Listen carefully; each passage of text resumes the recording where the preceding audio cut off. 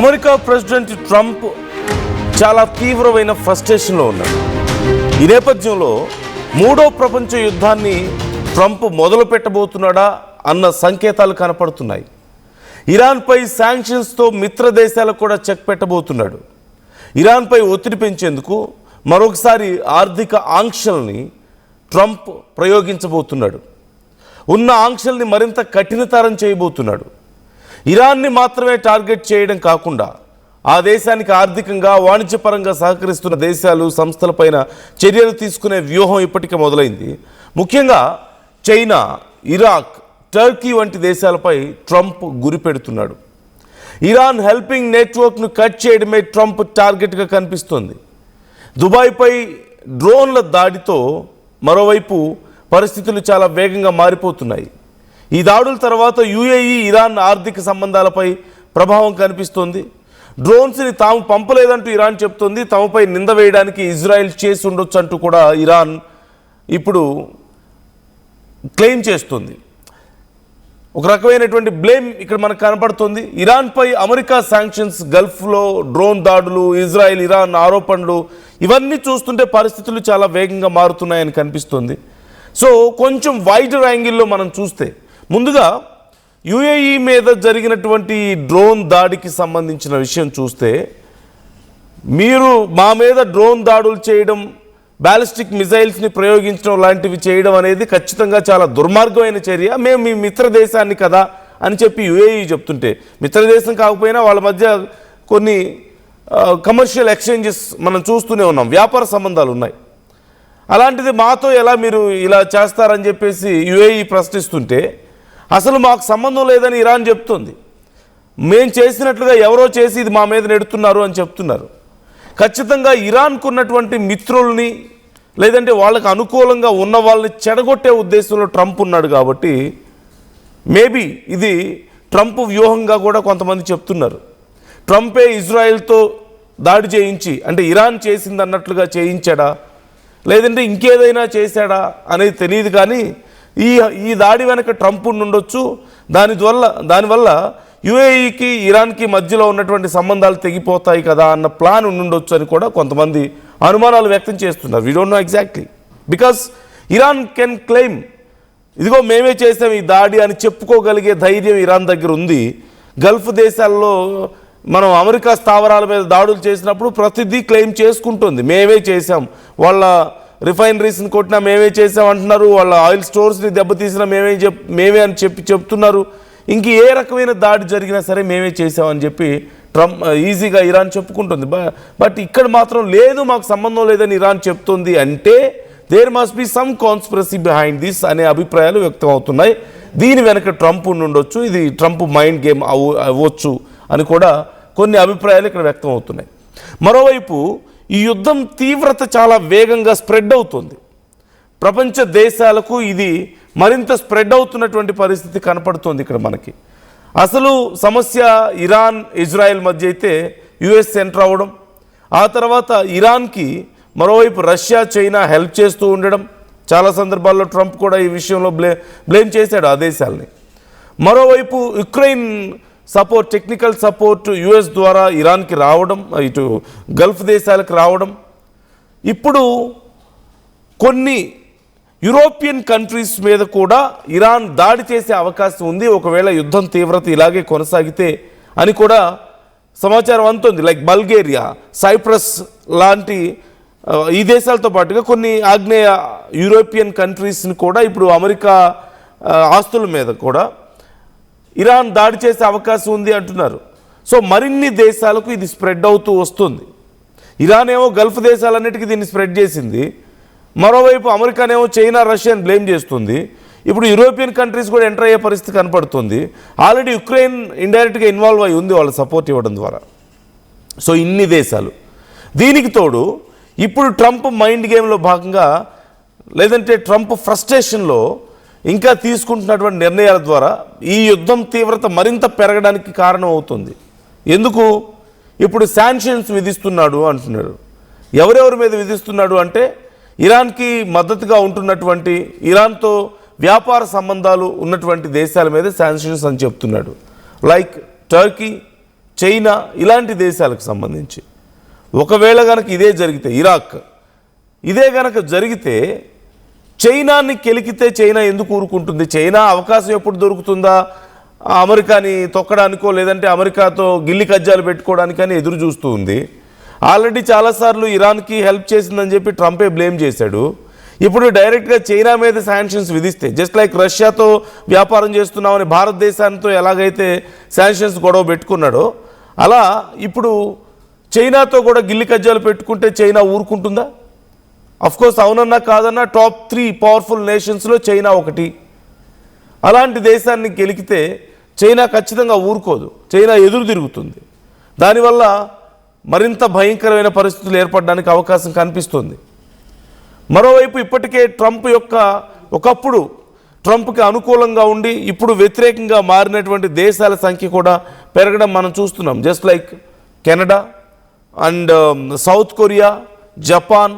South కొరియాతో మంచి relations ఉండేవి, అవి చెడగొట్టాడు.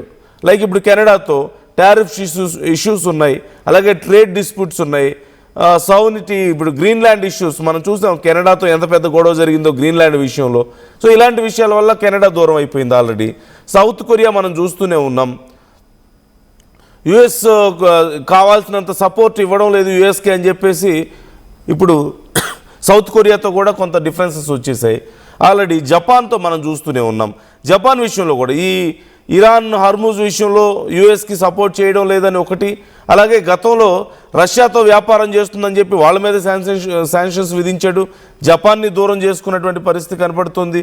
అలాగే నాటో కంట్రీస్తో గొడవ పెట్టుకొని నాటోని కూడా దూరం చేశాడు. ఎందుకు ఇరాన్తో నాకు మద్దతు ఇవ్వండి అని చెప్పేసి నాటోని కోరితే నాటో కంట్రీస్ ముందుకు రాలేదు. సో మీరందరూ వేస్ట్, అసలు నాటోకి నేను సపోర్ట్ ఇవ్వను, నేను ఫండ్స్ ఇవ్వనని చెప్పేసి నాటో కంట్రీస్ని కూడా దూరం పెట్టుకుంటున్నటువంటి పరిస్థితి. మరోవైపు ఇండియా విషయంలో మనం చూస్తూనే ఉన్నాం, ఇండియా కొంచెం సమదూరంలో ఉంది. అన్ఫార్చునేట్లీ కొన్ని విషయాలు ఇండియా వ్యవహరిస్తున్న తీరు మనకు కూడా కొన్ని సందర్భాల్లో అర్థం కాదు. అంటే మేబీ అది లాంగ్ టర్మ్ పీస్కి యూస్ఫుల్ అయినప్పటికీ కూడా ఇప్పటికిప్పుడు కొంత అగ్రెషన్ని సాటిస్ఫై చేయలేకపోతుంది భారతీయుల యొక్క అగ్రెషన్ని అనేటువంటి అభిప్రాయాలు ఉన్నాయి. But it's very good diplomatic way anyway. So India విషయంలో కూడా ట్రంప్ చాలాసార్లు ఇబ్బంది పెట్టాడు. ఇండియా పాకిస్తాన్ యుద్ధం విషయంలో వేలు పెట్టాడు, ఇండియా మీద శాంక్షన్స్ పేరుతో గొడవ చేశాడు, అలాగే ఇండియన్స్కి రావాల్సినటువంటి వీసాలు ఈ ఉద్యోగాల విషయంలో ఏడుస్తున్నాడు, కంపెనీలు ఇండియాకి వెళ్ళొద్దంటూ ప్రకటించాడు, రష్యాతో బిజినెస్ చేయకూడదంటాడు, లేదంటే రష్యా ఇండియాని డెడ్ ఎకానమీ అంటూ కామెంట్స్ చేయడం కానీ ఇలా ఎన్నో చేశాడు. సో ఇండియాతో కూడా కొంత డిఫరెన్సెస్ ఉన్నాయి, ఇంటర్నల్గా ఇష్యూస్ ఉన్నాయి ఖచ్చితంగా. సో ఇలా కెనడా, సౌత్ కొరియా, జపాన్, మరోవైపు ఆస్ట్రేలియా, యూరోపియన్ నాటో కంట్రీస్, అలాగే ఇండియా, ఇంకోవైపు ఇప్పుడు చైనా, టర్కీ, ఇరాక్ కూడా యుఎస్కి చాలా అనుకూలమైనటువంటి దేశమే. అలాంటిది ఇరాక్ని కూడా ఇప్పుడు దూరం పెడుతున్నాడు. సో ఇలా అన్ని దేశాలని already Russia, one of the most powerful nation in the world, Russia already శత్రువుగా ఉంది. ఆల్రెడీ ఇప్పుడు మళ్ళీ చైనాతో కూడా సమస్యలు ఉన్నాయి, చైనాతో ఇప్పుడు సమస్యలను పెంచుకుంటున్నాడు. అవి సరిపోయినట్టు ఇరాక్తో, టర్కీతో, ఇప్పుడు ఇంతకుముందు చెప్పినట్లుగా like Australia, Japan, NATO countries, India, South Korea, Canada, ఏ దేశంతో చూసినా సరే గొడవలు. ఇన్ఫ్యాక్ట్ చాలా ఫ్రెండ్లీ కంట్రీ అని చెప్పుకుంటున్నటువంటి ఇజ్రాయెల్ కూడా మొన్న ఎదురు తిరగడం మనం చూసాం. యుఎస్కి ఎదురు తిరిగింది. ఇరాన్తో యుద్ధం ఆపేయని చెప్పేసి యుఎస్ చెప్తే నా పని నేను చూసుకుంటా, నీ పని నువ్వు చూసుకో అని చెప్పేసి డైరెక్ట్గా నెతన్యాహు చెప్తున్నటువంటి పరిస్థితి కనపడుతుంది. అంటే ఎవరూ మాట వినే పరిస్థితి లేదు. మరోవైపు పాకిస్తాన్తో కలిసి కొన్ని అరబ్ దేశాలేమో ఇప్పుడు ఇస్లామిక్ నాటోని డెవలప్ చేసుకునే ప్రయత్నాలు చేస్తున్నాయి. ఇప్పుడు ఆ విషయం కూడా ట్రంప్కి నచ్చని పరిస్థితి కనపడుతుంది. ఇంటర్నల్గా కొంత సపోర్ట్ ఉంది అని వార్తలు వస్తున్నప్పటికీ కూడా వాళ్ళందరూ కలిసి ఉండడం మంచిది కాదు, నాకు డేంజర్ అని చెప్పేసి ట్రంప్ భయపడుతున్నాడట. So he's not happy with anyone. In fact no one is happy with him. So ఇలాంటి పరిస్థితుల్లో ఓ పక్క యుద్ధం ప్రపంచ దేశాలకు వ్యాపిస్తుంది, ట్రంప్ ప్రపంచ దేశాలన్నింటినీ కెలికేస్తున్నాడు, గొడవ పెట్టేస్తున్నాడు. ఇలా అందరూ కూడా ఒక కేయోస్లో మునిగిపోతున్నారు. ఆర్థిక పరమైనటువంటి సమస్యలు, మరోవైపు యుద్ధం సమస్యలు, ఇలా అన్నీ కలిపి వీటన్నిటికి తోడు హార్మూజ్ స్ట్రైట్ లాంటివి క్లోజ్ అవ్వడంతో ఇప్పుడు ఆయిల్ మార్కెట్ మీద ప్రెషరు, మార్కెట్స్ గందరగోళం అవుతూ ఉన్నాయి. ఇంకో పక్క స్ట్రాటజిక్ ఇవి వార్ హెడ్స్ని తయారు చేయడానికి, చిన్న చిన్న న్యూక్లియర్ వెపన్స్ని తయారు చేయడానికి ఇప్పుడు యుఎస్ డెవలప్ చేస్తుంది, ట్రై చేస్తుంది అని చెప్పి మాట్లాడుతున్నారు. అంటే న్యూక్లియర్ బాంబ్స్ అంత పెద్దవి కాకుండా చిన్న చిన్నవి తయారు చేసి తక్కువ పరిమాణంలో ఉండే ఇంపాక్ట్ని క్రియేట్ చేసేలా. అంటే ఒక రాష్ట్రం పోకపోతే ఒక జిల్లా పోతుంది, ఆ స్థాయిలో తయారు చేయాలనే ప్లాన్లో యుఎస్ ఉంది అని కూడా ఈ మధ్య కొన్ని మనం వింటున్నాం. దానికి తోడు అసలు న్యూక్లియర్ పవర్ని ఉపయోగించే అవకాశం ఉంది ఈ యుద్ధంలో అని చెప్పేసి యుఎస్లో ఉన్నటువంటి కీలకమైన కొంతమంది గవర్నమెంట్లో ఉన్న వాళ్ళే కామెంట్స్ చేయడం. తులసి గబాడ్ లాంటి వాళ్ళు కూడా ఇలాంటి విషయాల్లో లీకులు ఇస్తున్నారంటే పరిస్థితి ఎలా ఉందో మనం అర్థం చేసుకోవచ్చు. సో ఎంత కేయోస్ ఉన్నాయో మనం చూస్తున్నాం. ఈ యుద్ధ తీవ్రత ఎంత వేగంగా వ్యాపిస్తుంది. ఇది కేవలం యుద్ధానికి సంబంధించి మాత్రమే కాదు, ఆర్థిక సమస్యలతో కూడా ఇప్పుడు ప్రపంచ దేశాలన్నింటినీ డిస్టర్బ్ చేస్తున్నాడు ట్రంప్.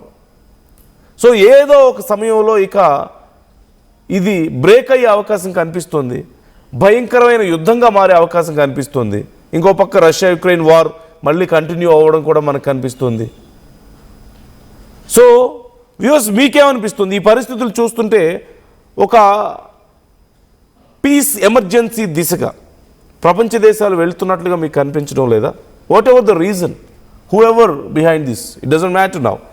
కారణం ఏదైనప్పటికీ, ఎవరు దీన్ని వెనకున్నప్పటికీ ఒక ఎమర్జెన్సీ దిశగా ప్రపంచ దేశాలు స్లోగా నెట్టబడుతున్నాయి అనేది కనపడుతుంది ఇక్కడ మనకి. వాళ్ళ ఇండివిజువల్ రీజన్స్ ఉండొచ్చేమో, లేదంటే వాళ్ళు బయటికి చెప్పలేకపోతున్నారు అనుకోవచ్చు. బట్ ఏదో ఒక ఎమర్జెన్సీ సిచ్యువేషన్ కనపడుతుంది. ఇది బ్రేక్ అయితే ఏం జరుగుతుంది అనేది చెప్పడం కష్టంగా ఉంది. థర్డ్ వరల్డ్ వార్కి సిగ్నల్స్గా ఇవన్నీ కనిపిస్తూ ఉన్నాయి. సో మీరు వరుసగా స్క్రీన్ మీద మీకు కనిపిస్తుంది చూడండి. టర్కీ నుంచి చైనా, యుఎస్ మధ్యలో రష్యా, ఇరాన్, ఇంకా చాలా దేశాలు ఉన్నాయి లైక్ ఇరాక్. ఇక ఉత్తర కొరియా సంగతి మనం చూసాంగా. ఉత్తర కొరియాతో ఎప్పటి నుంచో గొడవలు పెట్టుకున్నాడు. వాళ్ళు న్యూక్లియర్ వెపన్స్ డెవలప్ చేసుకున్న తర్వాత ఇప్పుడు వాళ్ళ పేరు ఎత్తడానికి కూడా భయపడుతున్నాడు ట్రంప్. ఇరాన్కి అలాంటి ఆలోచన రాదా? ఉత్తర కొరియాని గెలకడం లేదు అంటే దానికి కారణం న్యూక్లియర్ వెపన్సే, కాబట్టి మా దగ్గర ఉంటే మాకు అలాంటి భయం ఉండదు కదా అన్న ఆలోచన ఇరాన్కి రావడంలో తప్పే ఉంది ఇప్పుడు. మరి ఇరాన్ దగ్గర న్యూక్లియర్ వెపన్స్ ఉంటే అందరూ సేఫ్గా ఉంటారంటే నో, నాట్ ఎట్ ఆల్. ఖచ్చితంగా కాదు. అంటే కొన్ని మనం రాడికల్ ఐడియాలజీస్ ఉన్నటువంటి నాయకులు, లేదంటే సుప్రీం లీడర్స్ ఉన్న దగ్గర పరిస్థితులు ఎక్కడా కూడా అంత సానుకూలంగా లేవు. సో ఇక్కడ అదే పరిస్థితి. సో ఓవరాల్గా we can witness chaos world వైడ్గా అన్ని దేశాల్లోనూ. ఇది ఎటువైపు దారితీస్తుంది? థర్డ్ వరల్డ్ వార్కే అని చెప్పి చాలామంది నిపుణులు చెప్తున్నారు. అన్ని రకాలుగా కేయోస్ కనపడుతున్నాయి. మార్కెట్స్ గందరగోళంగా ఉన్నాయి. ఆర్థికపరమైనటువంటి శాంక్షన్స్, ఆంక్షలు అంటూ అన్ని దేశాలతో గిల్లి కజ్జాలు పెట్టుకోవడం, ఒకరినొకరు డామినేట్ చేసుకునే ప్రయత్నం, రష్యా, చైనా, యుఎస్ ఇలా ఒకరినొకరు డామినేట్ చేసుకునే ప్రయత్నాలు చేయడం, అగ్రదేశాలు ఒకరికొకరు పోటీగా న్యూక్లియర్ వెపన్స్ డెవలప్ చేయడం, న్యూక్లియర్ పవర్ని పెంచుకుంటూ పోవడం. మరోవైపు నాటోకి పోటీగా ఇస్లామిక్ నాటో అని చెప్పి డెవలప్ అవుతున్నటువంటి పరిస్థితి కనపడుతోంది. ఈ జలసందుల్ని మూసివేసుకోవడం, Hormuz strait is one of the best example ఈ మధ్యకాలంలో. సో ఇలా ఒకదానికొకటి ఎవరికి వారు ఏదో ఒక గందరగోళంలో సమస్యల్లో చిక్కుకోవడము, సమస్యల్ని పెంచడం లాంటివి కనపడుతున్నాయి. సో ఈ మొత్తం చూస్తూ ఉంటే ఒక వైడ్ యాంగిల్లో చూస్తే ఏదో ఒక భయంకరమైనటువంటి కాన్ఫ్లిక్ట్ దిశగా ప్రపంచ దేశాలు వెళ్తున్నాయా, నడిపించబడుతున్నాయా? ఒక భయంకర యుద్ధాన్ని మనం అతి త్వరలో చూసే అవకాశం ఉందా? ఒక భయంకరమైన కాన్ఫ్లిక్ట్ని మనం చూడబోతున్నాం ప్రపంచ దేశాల మధ్య అనే ఖచ్చితంగా డౌట్స్ వస్తున్నాయి. మరోపక్క పాకిస్తాన్, వాళ్ళ దగ్గర ఆల్రెడీ న్యూక్లియర్ వెపన్స్ ఉన్న ఇస్లామిక్ నేషన్, వాళ్ళు ఆల్రెడీ చెప్తున్నారు. మునీరే చేసిన కామెంట్ మనం చూసాం కదా, మేమే పోయే రోజు వస్తే సగం ప్రపంచాన్ని తీసుకుపోతామని చెప్పేసి. సో అలాంటి టెర్రరిస్టుల దగ్గర ఇప్పుడు అన్ఫార్చునేట్లీ న్యూక్లియర్ వెపన్స్ ఉన్నాయి. వాళ్ళే సగం ప్రపంచానికి డేంజర్ నిజం చెప్పాలంటే. ఆల్రెడీ యుఎస్ ఒకవేళ మా మీద దాడి చేస్తే మేము ఇండియా మీద దాడి చేస్తామని కూడా ప్రకటించారు. They are cowards of course. మళ్ళీ వాళ్ళకి చైనా మద్దతు ఇక్కడ. సో వ్యూవర్స్, మీ అభిప్రాయాలు ఏంటి ఓవరాల్గా ఈ సిచ్యువేషన్స్ చూస్తుంటే? Don't you agree with me? Comment your opinions. ఒక్కసారి ఆ యుద్ధం జరుగుతున్నటువంటి తీరు, ఆ తీవ్రత కూడా నేను మీకు కొన్ని విజువల్స్ చూపిస్తాను to get better idea about present situation.